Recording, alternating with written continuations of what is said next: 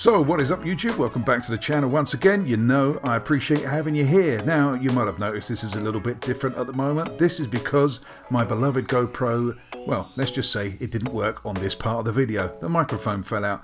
Anyway, let's crack on with the video. As you can see here, or you may not be able to see, you might be able to tell from the dashboard, you might not.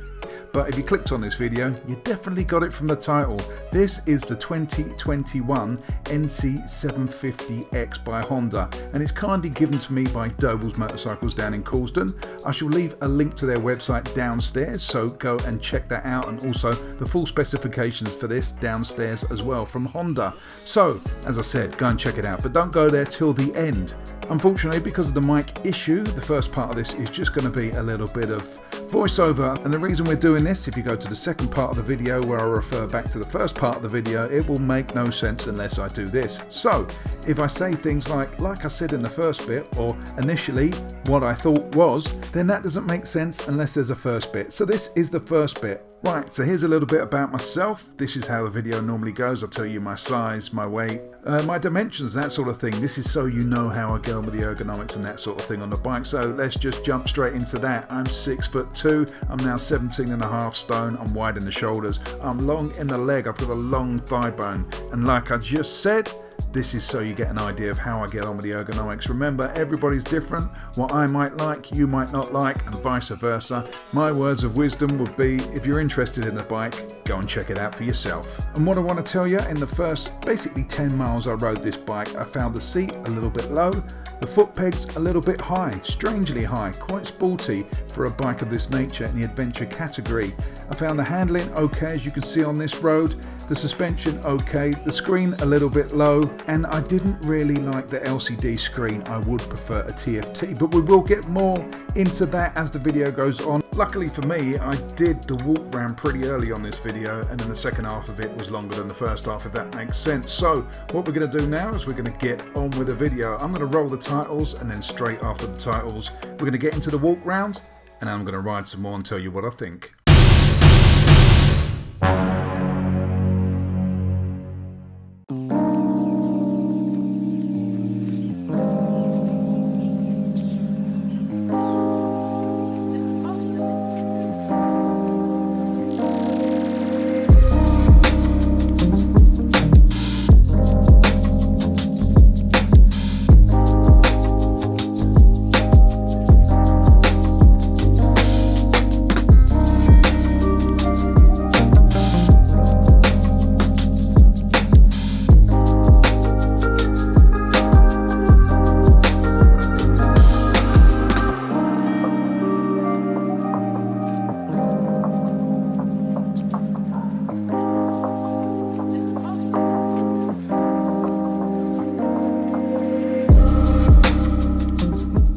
In a red as well. I think it's a candy red and a black. I'm not sure what other colours, but they're the three colours that I remember seeing, like a candy red, which is quite nice, and the black, which is just a standard black. But this blue and silver, yeah, I'm quite impressed with it. It's really, really nice. It's got a nice metallic to it. I don't know if you can pick that up on the screen. It just seems quite a nice blue. I'm going on a bit about this blue, aren't I? I don't know why. I'm just quite taken aback by it.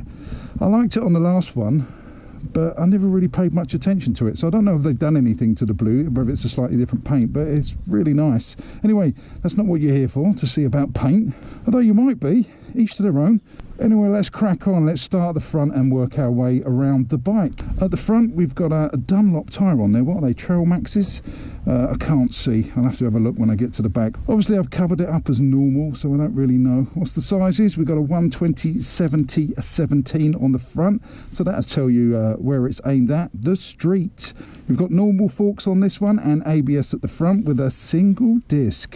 Oh, but you can hardly contain yourselves, can you? Oh, look at that.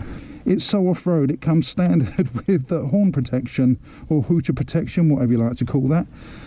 That's just a piece of plastic that'll come off. I won't take that off yet.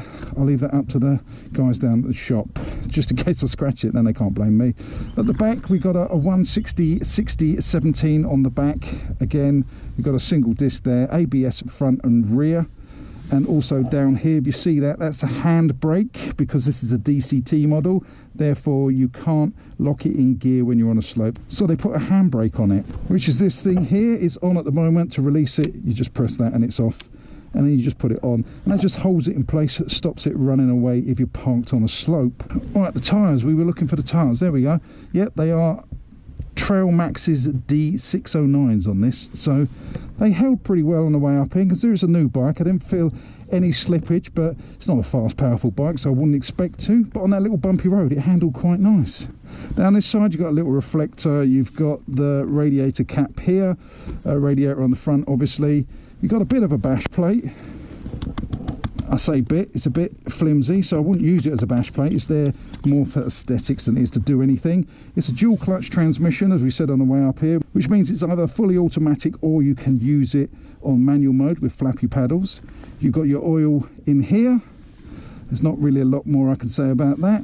Down here, foot pegs, nice squishy bit of rubber on there, so you eliminate the vibrations with that. And your brake pedal there, nice and easy to use, as in it's all where it should be. Didn't feel uncomfortable, didn't feel like I was reaching for it or anything like that. Pretty standard and straightforward. The rear hanger has your standard foot peg on. I do like these little cutouts on the back. I wish more bikes would do these, or little sections here where you can hook things to, so when you put stuff on the seat you can then bungee stuff down to there. It just gives you an extra anchorage point. The exhaust is just a standard can. It does sound okay, as I said on the way up here. It sounds quite deep and nice. It's got a nice rasp to it. I would change it 100%, just to free up the noise a little bit, because I've heard these bikes with aftermarket cans and I do like the sound. It's got a nice little deep burble to it. The back, as usual, I've got the same things to say about that. That's the back, and it's got one of these things on, these plastic things, which it does have to have by law, just to put the number plate behind the back wheel. Some people are going with those hugger things that sit on the back, but I'm not sure if I like the look of those. This suits the bike. It's not too bad. I'd live with this. I wouldn't bother changing that. But it's not that subtle bike. You don't buy it because you want to be the flashiest guy in the car park. You buy it because you're using your brain. Right down here, chain drive, and the old-fashioned way of adjusting your chain there. Pretty simple. Just loosen the bolts and do the little bolts up at the back. Box swing arms, so nothing fancy down there. And there you've got the foot peg there, and obviously your rear foot peg there, and a side stand. Doesn't come with a centre stand, so I'm guessing that will be an aftermarket thing that you'll have to pay for, which I'm dead against on bikes like this. I think they should all come standard when you've got a bike like this. If it's a street bike, as in like a naked, a lot of people don't want centre stand. Some do, but some don't, so it's a choice. But on an adventure bike, or something they're marketing as an adventure bike, you want that, because it just makes life easier adjusting the chain on the road, and if you need to fix a puncture, that sort of thing. Because after all, if you are putting it in the adventure market, then you've got to expect people to travel and tour on this bike. So a centre stand as standard would be a lovely thing, Honda. Take note. Right, let's go through the storage you got in here, and then we move on to where the fuel goes in here. That's right, it's opposite to normal bikes. Storage, fuel. Right, so it's just the standard key, the one you use for the ignition. Turn it to the right and it opens this. They used to call it the frunk. I don't know whether they still call it frunk, which stands for front trunk. Let's just call it hole in the tank.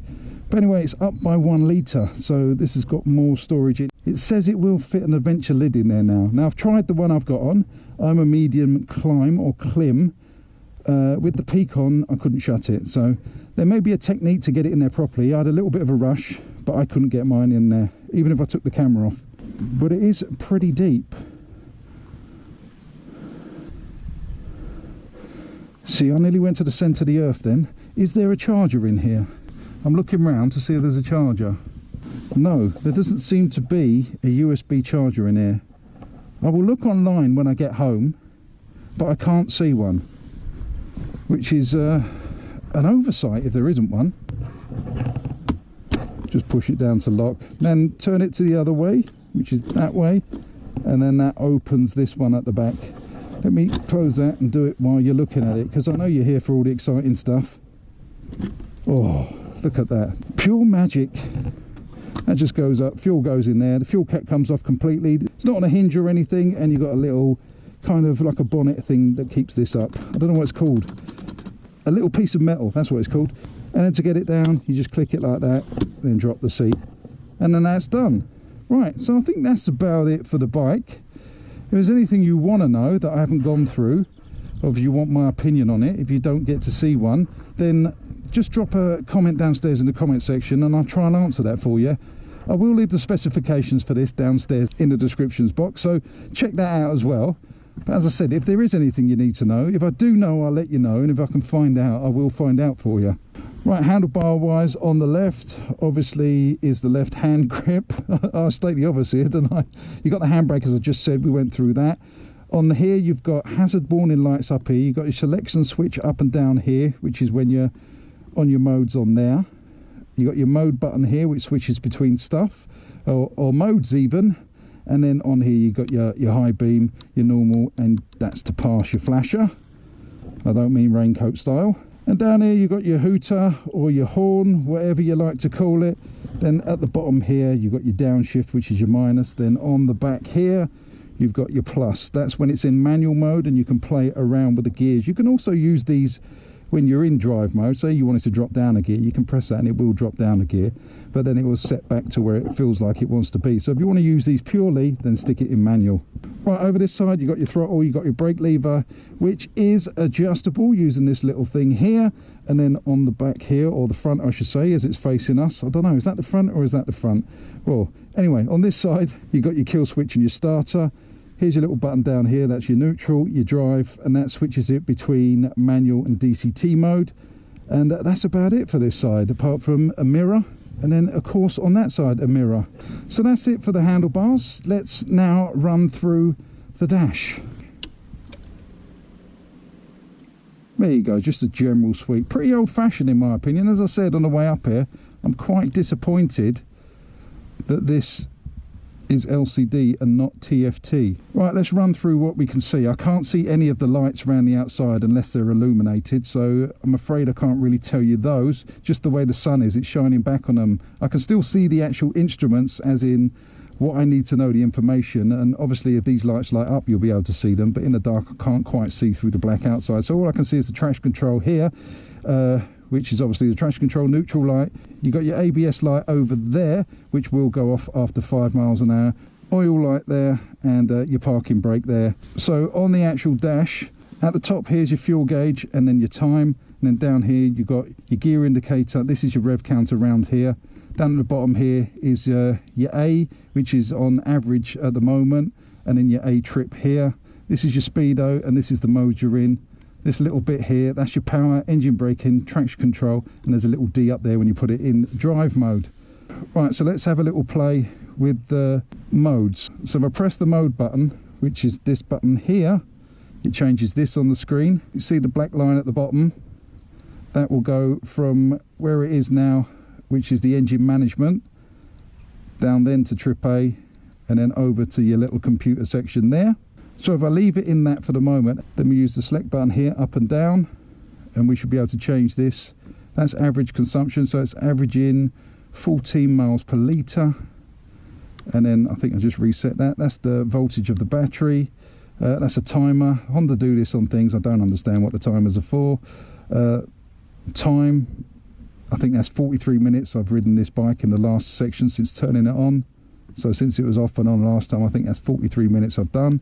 Average miles per hour is 25 miles an hour. Welcome to the south of England, people. And then 1.2 litres, whatever that means. I think that's what I've used. But you'd have to look at the manual for that. Again, all the specifications are downstairs in the descriptions box, so go and have a look at that. It might give you a little bit more information on that. And then we're back to where we started for. Let's go mode again, and it switches up to here, which is the engine management. We're in sport at the moment. I call it the engine management. It's probably not called that. It's probably called, I don't know, some fancy name. But anyway, it's up here. It's in sport, so you can see the power's on 3, engine braking's on 3, and traction's on 1. If I click it again standard, then your power drops down to 2, engine braking to 2, traction control on 2. Then into rain, power is 1, engine braking 1, and full traction control. Down again is user, so whatever you want to set it up to, you can use that. I don't think you can turn the ABS off fully at all. I'm not sure. I don't think you can turn it off on the rear or the front or both or anything. Let's put it back in sport, and then I press the mode again, and we're down here, trip A, and that's the total miles we've done, 87. And then today we've done 200,326 miles.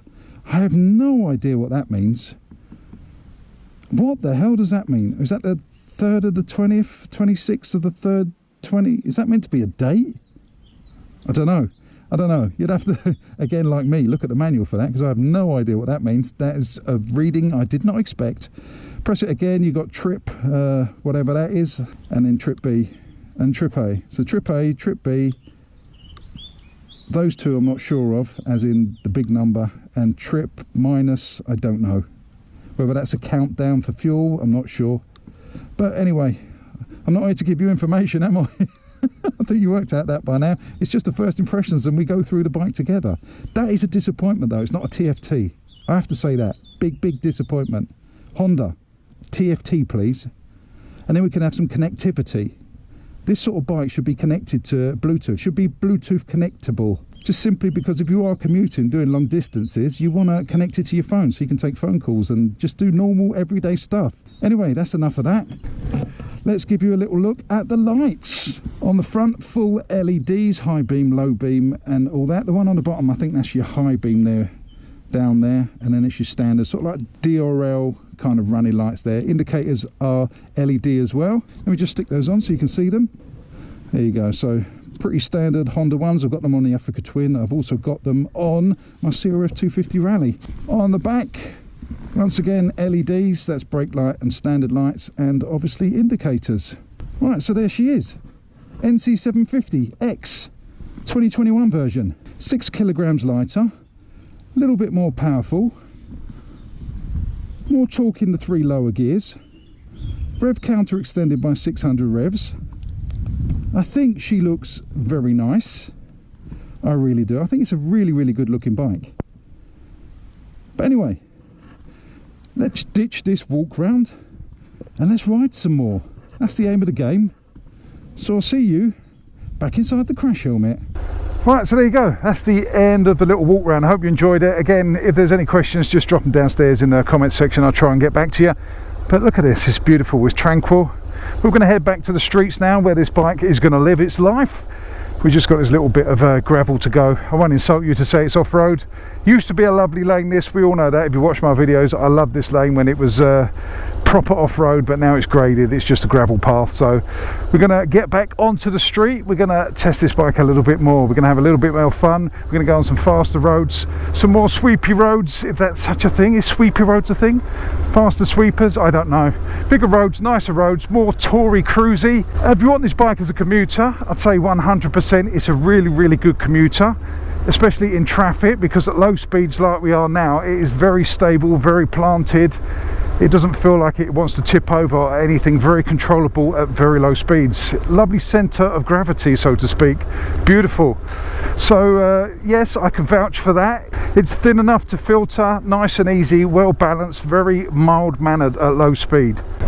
So what we're going to do is we're going to ride roads like this, some faster country roads as well. Hopefully that's traffic depending, and just basically go out and have a little bit of an explore, a little bit of fun, and I'll tell you what I think as I'm going along. Right, so now I'm getting the wind just under the peak. Well, we're getting it here. This is where the wind starts over 40 miles an hour, around here. So it hits me right in the visor. If I open it, it's right in my eyes. It's not buffeting, it's quite a pure wind, but there is wind nevertheless, and it hits me just under the peak. So if you have got an adventure lid, beware of that. So if you want the full adventure look with the adventure lid, you might have to do something with the screen, because it will just pick your head up slightly if you're as tall as me. If you're shorter, you shouldn't have a problem, but if you're tall, you might have a problem. Just get a street lid for this, normal crash helmet, and it'll be no problem. As I said, there's no buffeting. I can just feel it catching under the peak. Just sitting here cruising along, you're dictated to by the traffic. I mean, we are doing the speed limit, it's a 40-mile-an-hour road, and it's lovely. It's nice and smooth, the engine's smooth, the gearbox is smooth. There's very little vibration coming through either the pegs or the handlebars. It's a nice place to be. The old NC750 I will put purely as a commuter. It was okay, I liked it.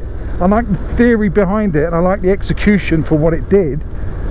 But this, so far, I'd say this is a big step up.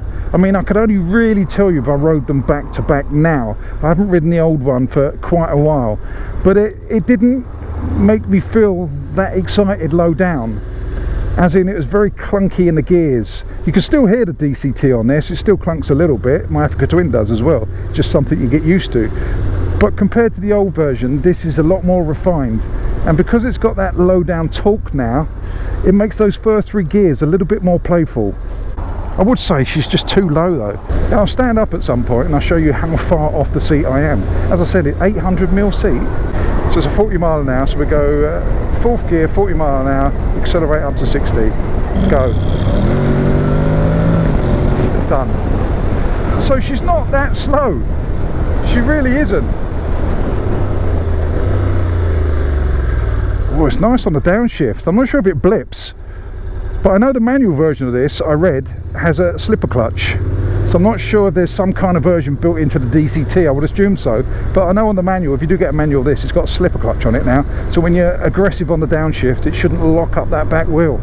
But would you get this in manual? I wouldn't get it in manual, I'd keep the DCT. It suits this 750 engine. It's absolutely spot on here.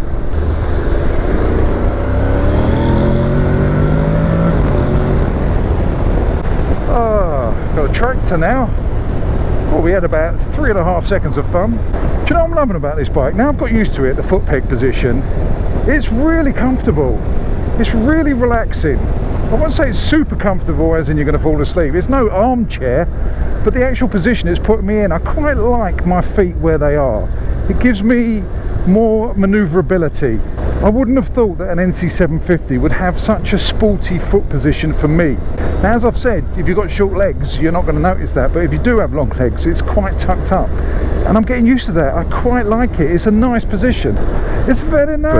Right, we're going to go through Guildford, so I'm going to try and hit a little bit of traffic for you.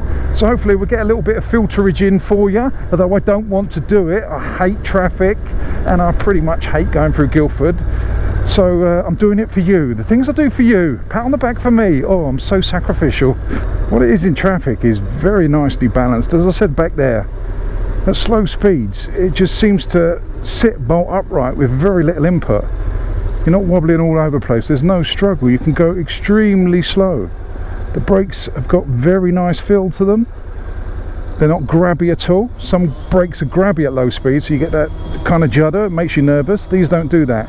And even at higher speed, these brakes are pretty good. They slow you down, but obviously, because they're brakes, that's their bloody job. But what I mean is they're very good at giving you feedback of what's going on. And this is all because I don't expect it from this bike. I expect it to be a good commuter, and I expect it to do what we're about to do if there is traffic very, very well. But I'm loving the low balance of it. I really am. If you want to enter one of those slow motorcycle competitions, you know, where you can ride as slow as possible to win the prize, this would be a bloody good candidate. Even with the DCT, you'd stand a shot of winning with this, I reckon. I mean, I'm useless at slow speed, I really am. I'm gonna put my hands up and say my slow speed riding is atrocious. It's pretty poor. But on this, I've got confidence. Maybe because I've got an Africa Twin that's really high and I'm tall and the centre of gravity is all different, but this, it's just really nicely balanced.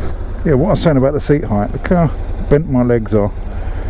If I stand up, I'm miles away from the bike. It's like probably that much between my backside and the seat when I stand up. Go up here, a little bit of filterage. Can't get past the camera, can I? If you don't move, I can. It's just really well balanced, nice and easy.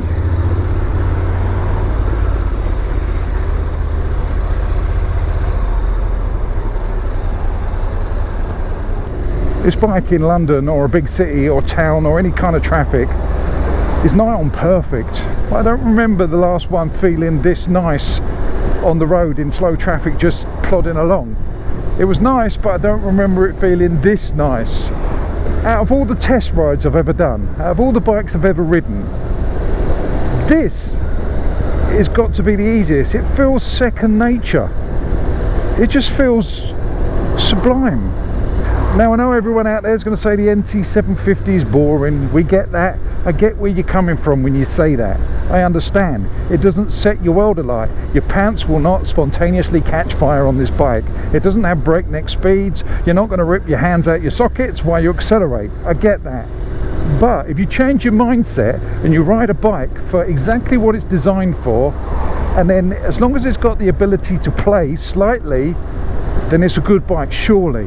Even you die-hard macho type where you've got to have 1 billion brake horsepower have got to admit that if a bike is well designed and does exactly what it's supposed to do superbly, then surely it should be a good bike.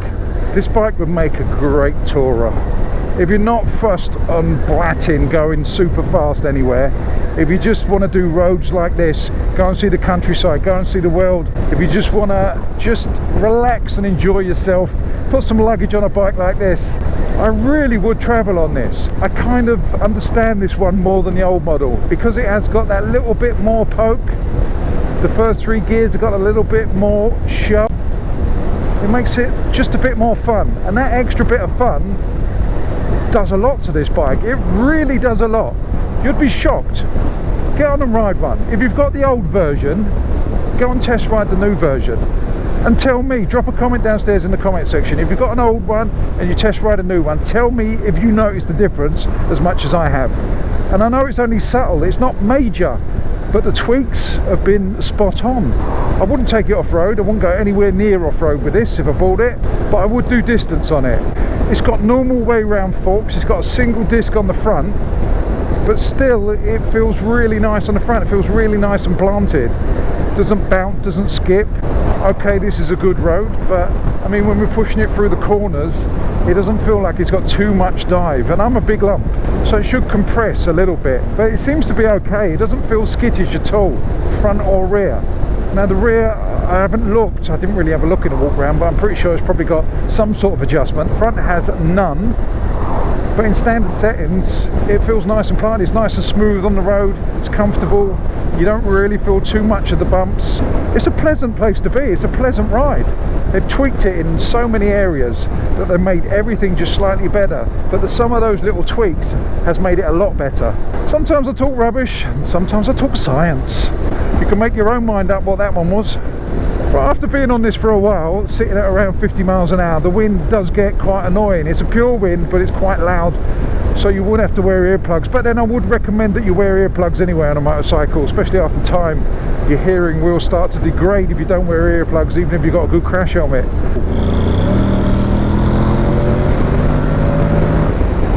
Yeah, she's alright, she's sprightly. We're sitting at 60 now, she's just under 60 real terms. You might have noticed I've raised my voice, that's because it is quite loud in the crash helmet. We're getting the wind, as I say, it hits just under the peak at the top of the visor. So I would change that if I was doing a long journey, but for everyday stuff it's pretty good. Hardly any wind around the legs at all. The bodywork's doing a good job of pushing it all around me. I can feel a little bit on my elbows and slightly around my shoulders and that, but it's not pushing me back too much. Not a wind bubble, but not offensive at all. Once you dip down under the 40s, lovely, but once you get 40 and then up to national speed limits, the wind is a bit loud, but then that is also helmet dependent as well. This is quite a loud crash helmet, this Klim Krios. It's very loud. Nice and light, but quite loud.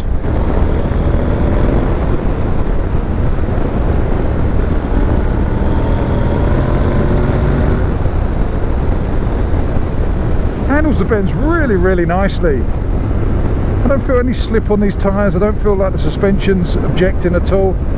It's got very nice balance from side to side. When you do that, I know a lot of people do it, call it flickable, but we all know what I think about the term flickable on a bike.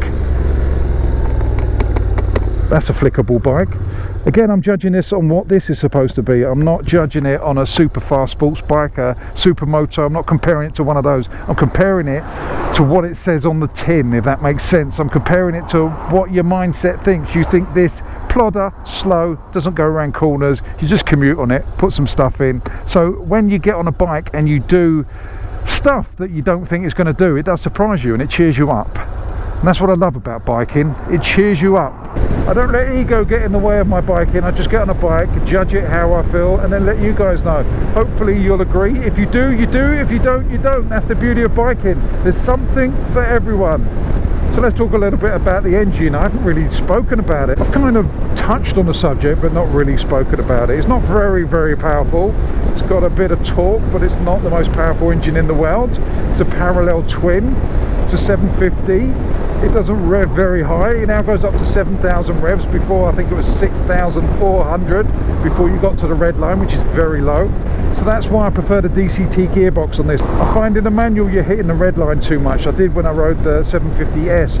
I found that I was red lining so much, but in the DCT, because it does it all for you and changes below that, it's fine. But it's nice and smooth. It's got a little bit of burble to it. It's got a little bit of grunt, a little bit of growl, some anger in it when you open her up. She sounds good with an aftermarket can. It'll sound nice. It's a very pleasant way to see the English countryside, a bike like this.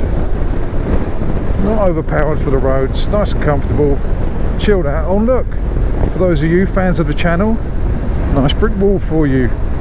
Now I've been on the bike solid for probably about 3 hours, 2.5, 3 hours. It feels very, very comfortable still. Still no aches and pains, still comfortable. Got used to the foot position. Lovely jubbly. Right, so seeing as there's a lot of traffic in front of us, we're going to take a bit of a detour. I wasn't planning on doing this, but we're going to go on an explore route. We're going to go down some little country lanes. Let's go and have a play. Why not? We're out, the sun's shining. Let's have some fun.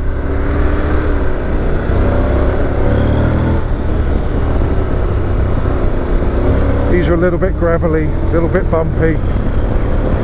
These show up a bike's handling.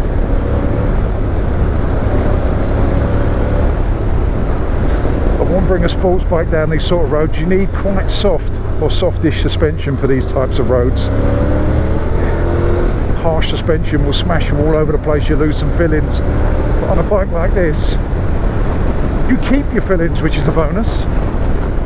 I think it blips on the downshift. I'm not sure, it sounds like it does, but it does sound nice. It gives a little bit of a boom on that downshift. It's nice.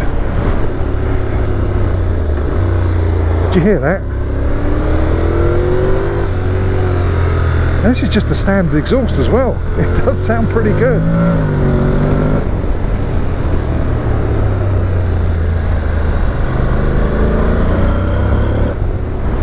As you know, 99% of reviews on this bike will be down normal roads, commuting through the city, maybe on the motorway, but not on this channel. You know why? Because I'm selfish and I want to have some fun. When I take a bike out, I like to take them down the roads that I like to ride, because to me that's an indication of whether I like it. Although you're probably watching this to get an idea for yourselves, hopefully this will give you an idea of what it handles like off the beaten track, kind of off the path on these little backcountry lanes.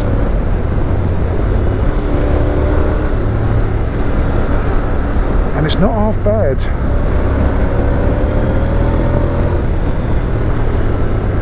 It's no supermoto, but you don't have to muscle it around that much. It feels really, really light in the bends. I'm very impressed. It's very easy to ride around these sorts of roads. Right, a little bit more play, and then I'll give you my conclusion of what I think of it. A little bit of a rundown.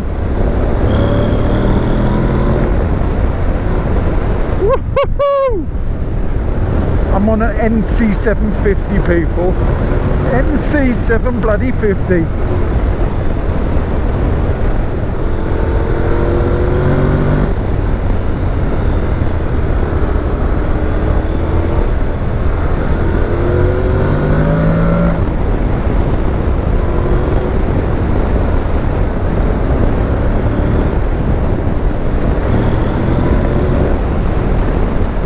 Very slight wheelie there.